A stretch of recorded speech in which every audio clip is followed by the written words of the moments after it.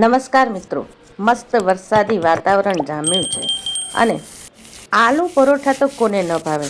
આપણે ટિપિકલ આલુ પરોઠા તો ઘણી વખત બનાવતા હોય છે, પણ આજે કંઈક અલગ રીતે, એટલે કે ટોટલ 3 રીતે હું તમને આલુ પરોઠાની રેસિપી બતાવીશ.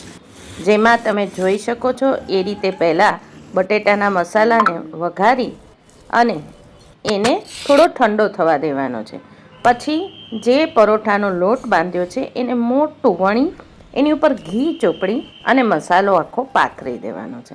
હવે એને આ રીતે ટર્ન કરી 2 કટકા કરી લેવાના છે, એટલે તમારા 2 આલુ પરોઠા રેડી થઈ જશે અને ઘી સાથે કે તેલ સાથે તમે એને ફ્રાય કરી શકો છો અને દહીં સાથે મજાથી ખાઈ શકો છો. બીજું આલુ પરોઠું છે, અલગ અલગ 3 ઇન્ગ્રીડિયન્ટ નાખીને 4 ઇન્ગ્રીડિયન્ટ નાખીને બનાવેલું આલુ પરોઠું. તમે જોઈ શકો છો એ રીતે બનાવવાના પ્રયત્ન કરજો, ચોક્કસથી સરસ બનશે. અને માત્ર આલુ નહીં, એમાં પનીર અને ચીઝ પણ આવશે, એટલે હેલ્થની દૃષ્ટિકોણથી પણ એ ખૂબ જ સારું રહેશે. અને આ એક જ આલુ પરોઠું તમારા ડિનર કે લંચના મીલ માટેનું પરફેક્ટ સોલ્યુશન છે.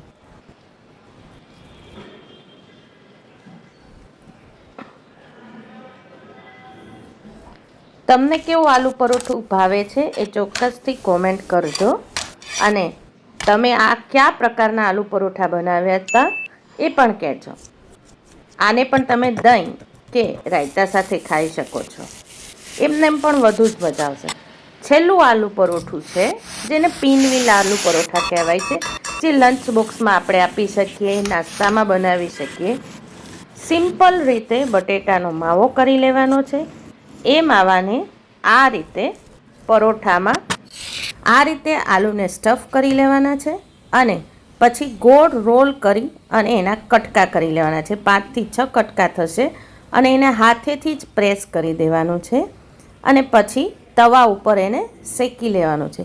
તમે ધારો તો થોડું વધુ તેલ નાખીને સેલો ફ્રાય પણ કરી શકો છો અને આમાં દહીં અને ચટણી નાખી એની ચાટ બનાવો.